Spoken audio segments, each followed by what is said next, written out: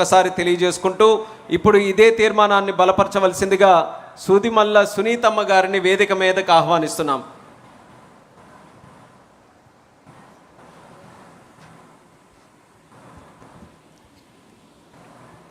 దైవ సమానులైన చంద్రబాబు నాయుడు గారికి నా నమస్కారాలు, అలాగే లోకేష్ బాబు గారికి నా హృదయపూర్వక నమస్కారాలు, సభను అలంకరించిన పెద్దలకి మరి ఎదురుగా ఉన్న అందరికీ నమస్కారాలు. నేను ఒక గృహిణి. మరి నా బోత్ లెగ్స్ యాక్సిడెంట్ అయ్యి నేను 32 సంవత్సరాలకే నేను ఇంట్లోనే తప్ప బయట కూడా నడవలేను. ఆఖరికి ఆర్టీసీ బస్సు కూడా ఎక్కలేని స్థితిలో ఉన్నాను. నా భర్త నన్ను వివాహం చేసుకోకముందు నుంచి తన ఓటు స్టార్ట్ అయిన దగ్గర నుంచి టీడీపీ పార్టీలో మరి తిరుగుతూ ఉండేవాడు. మా గ్రామం చిన్నది, 1000 పాపులేషన్ ఉంటుంది. అయితే ఆ స్థాయి నుంచి నా భర్త ఎప్పుడు తిరుగుతూ ఉండేవాడు పార్టీలో. మరి గ్రామ పార్టీ నాయకుడి దగ్గర నుంచి మరి గ్రామ పార్టీ నాయకుడు, మరి అలాగే మండల పార్టీ అధ్యక్షుడిగాను, మరి అలాగే మరి పెద్దలు మరి కష్టపడినందుకు ప్రతిఫలం ఉంటుందని తదేకంగా మరి బాబు గారు చెప్తున్నట్లుగా మరి కష్టపడినందుకు నా భర్తకి మరి మండల పార్టీ అధ్యక్షుడిగా కాదు కానీ మళ్ళా మార్కెట్ యార్డ్ చైర్మన్గా కూడా ఇచ్చారు. అయితే తను ఎప్పుడు కూడా పార్టీ అని ఉదయకాలం నుంచి సాయంత్రం వరకు ఎప్పుడు వ్యవసాయం చేస్తూ ఎక్కువ కాలం పార్టీలో గడిపేవాడు. నేను ఎంతగానో నిందించుకునేదాన్ని, ఎందుకు ఇలా చేస్తున్నాడు, ఎప్పుడు పార్టీ అంటాడు. 40 ఎకరాలు పొలం చేస్తూ అవన్నీ మరి అందరికి అప్పచెప్పేసి వెళ్ళిపోతున్నాడు. మరి మా పరిస్థితి ఏంటి, తనకి ఏమన్నా అయితే నేనేం చేయగలను, నీకు 10,000 ఇస్తాను, ఒక గంట నించోలేని స్థితి. అయ్యా నువ్వు ఎందుకు ఇలా చేస్తున్నావు అని నేను ఎన్నో మార్లు నిందించేదాన్ని, బాధపడేదాన్ని. అయినప్పటికీ నేను ఒక్కోసారి మళ్ళా నా భర్తకి చేస్తున్న మరి ఆయన కష్టాన్ని గుర్తించి మరి ముందుకు కొనసాగిస్తున్నప్పుడు సంతోషపడేదాన్ని. అలా కొనసాగుతూ ఉండగా 2025 సంవత్సరము జూన్ 26వ తారీఖున చేలో పనికి వెళ్తా మరి పడిపోయి మెడెముకి ఇరిగిపోయిన తర్వాత సర్జరీ చేశారు. ఇరిగిపోయి హాస్పిటల్కి తీసుకెళ్తూ ఉండగా మరి నాకు తెలీదు, అందరూ వచ్చి చెప్పారు. కనీసం నేను నడిచెళ్ళి ఆయన్ని తీసుకెళ్ళే స్థితి కూడా లేదు. అప్పుడు అందరూ సహాయం చేసి తీసుకెళ్తుంటే అప్పుడు అన్నాడు, అమ్మా అన్నకు ఫోన్ చేయి, బొడప్రసాద్ గారు ఫోన్ చేయి అంటున్నారు. నాకు ఫోన్ తీసి ఆ నెంబర్ చేయటం కూడా తెలియట్లా, కంగారు పడిపోతున్నా, నాకు భయం వేస్తుంది, నేను తీయలేను ఫోన్ నెంబర్ కూడా అని చెప్పేసి అంటున్నప్పుడు ఆ స్థితిలో కూడా ప్రాణం పోయే స్థితిలో కూడా నెంబర్ చెప్పాడు.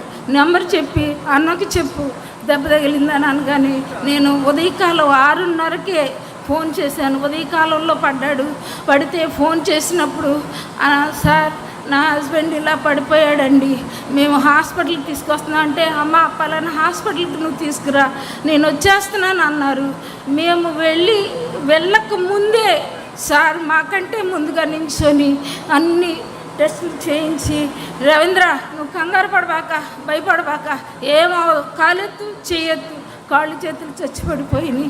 నేను అలా నించొని ఉంటే, అమ్మ నువ్వు అలా కంగారు పడబాక, ఏమవదు, నేనున్నాను అని చెప్పి మరి పార్టీ వాళ్ళు అందరూ వచ్చి ఎంతగానో సహకరించి చేశారు. చేయటమే కాకుండా సర్జరీ చేసిన తర్వాత మరి ఆయన చనిపోయినప్పుడు నేను చాలా దుఃఖపడ్డాను.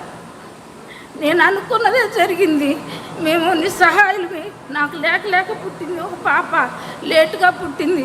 నేను ఆ పిల్లని ఎలా చదివిస్తాను, ఒక పక్క నేను చనిపోయాడు, నేనేం చేయగలను, నాకు ఎట్లా ఆదరణ దొరికిందని నేను బహు దుఃఖంగా ఉన్నప్పుడు నా భర్తకి అన్నదమ్ములు 2, పెద్ద ఆయన చనిపోయాడు, 2 ఈయన కూడా చనిపోయాడు. నేను ఏం చేయగలను, నాకు ఆదరణ ఎలా ఉంటుంది, ఎలా జరిగిద్దని నేను దుఃఖపడుతున్నప్పుడు నాకు ఎమ్మెల్యే గారి కుటుంబము ఈ రోజుల్లో చనిపోతే దండేసి దండం పెట్టుకొని పక్కకి వెళ్ళిపోతారు ఫోటోలు తీసుకొని. అలాంటి రోజుల్లో నాకు నాకు ఎన్నో మార్లు బోధించేవాడు. పార్టీ అంటే ఏమనుకుంటున్నావు, నమ్మకము, అండ. ఆ పార్టీ ఉంటే ఎక్కడైనా బ్రతకగలము. మనవాడు అనేవాడు ఉంటే వడ్డిచ్చేవాడు, ఎక్కడ కూర్చున్నా అన్నీ వస్తాయి అని చెప్పేవాడు. ఇవన్నీ నేను గమనించుకునేదాన్ని కాదు. నా భర్త చనిపోయినప్పుడు తెలిసింది అండ అనేది ఏంటి అనేది, ఆ విలువ ఏంటి అనేది. ఆ రోజున నా భర్తని దగ్గరుండి మరి పార్టీ వాళ్ళే ఘనంగా తీసుకెళ్ళారు. నా జీవితంలో నేను మర్చిపోలేను. ఒక మనిషి పుట్టినప్పుడు కంటే చనిపోయినప్పుడు గౌరవంగా తీసుకెళ్ళడమే అది ప్రాధాన్యత మనిషికి.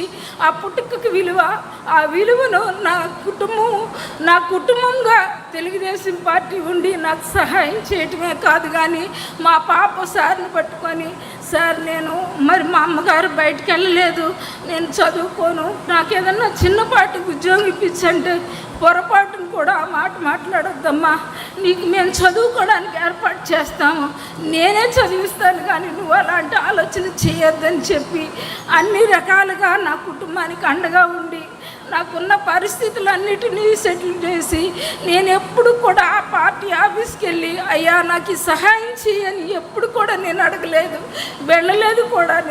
నేను ఇంటి దగ్గర ఉండే పెద్దల ద్వారా ఒక మాట, అయ్యా మా పాపకి ఫీజు కట్టాలి అని ఒక మాట చెప్తేనే వెంటనే మరి నేను వెళ్ళకుండానే నాకు సహాయం చేసేవాళ్ళు. ఇంత గొప్ప ఆదరణ ఉంటుందని నాకు తెలియదు. ఈ పార్టీ ద్వారానే సార్ చెప్పారు ప్రసంగంలో, పార్టీ తెలుగుదేశం అంటేనే ఆదరణ, ధైర్యం అన్నారు. అది రుజువైంది నా జీవితంలో. నా భర్త బ్రతికుండగా ఘనత పొందుకున్నాడు. మేము ఆస్తులమ్మి మరి పెద్ద పదవులను పొందలేదు, కానీ నేను కష్టపడటం వల్లే పదవులు పొందుకున్నాడు. మా కుటుంబం ఆదరించబడింది. ఇంతటి రుణాన్ని నేను తీర్చుకోవాలంటే నేను ఒకటే అనుకున్నాను, నేను బ్రతికుండగా నమ్మకంగా పార్టీకి విశ్వాసంగా ఉండాలి. రెండోది, నా వంతు నేను నా పరిధిలో నేను ఎవరికైనా సరే మోటివేట్ చేసి తెలుగుదేశం వైపు మలిచే స్థితిలో ఉండాలి అని నేను నిర్ణయించుకున్నా. ఈ అవకాశం ఇచ్చినందుకు నేను చంద్రబాబు నాయుడు గారిని ఎప్పుడు చూడలేదు, ఫోనుల్లో చూడటమే తప్ప.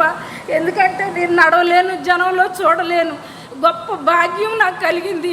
నాకు ఆయన చూడగానే నాకు ఈ బాధలన్నీ మర్చిపోయాను. నేను నా జీవితంలో నేను ఎప్పుడు ఎదురుగా చూడలేదు, పక్కనే నించొని ఫోటో దిగాను. ఇంత గొప్ప భాగ్యం ఇచ్చినందుకు, మరి ఇటువంటి అవకాశం ఇచ్చినందుకు అందరికీ, అలాగే మరి బాబు గారికి నమస్కారాలు. ధన్యవాదాలు సునీతమ్మ. కార్యకర్తే అధినేత అనడానికి సంపూర్ణ అర్థం సునీతమ్మ గారి తాలూకా మాటలు.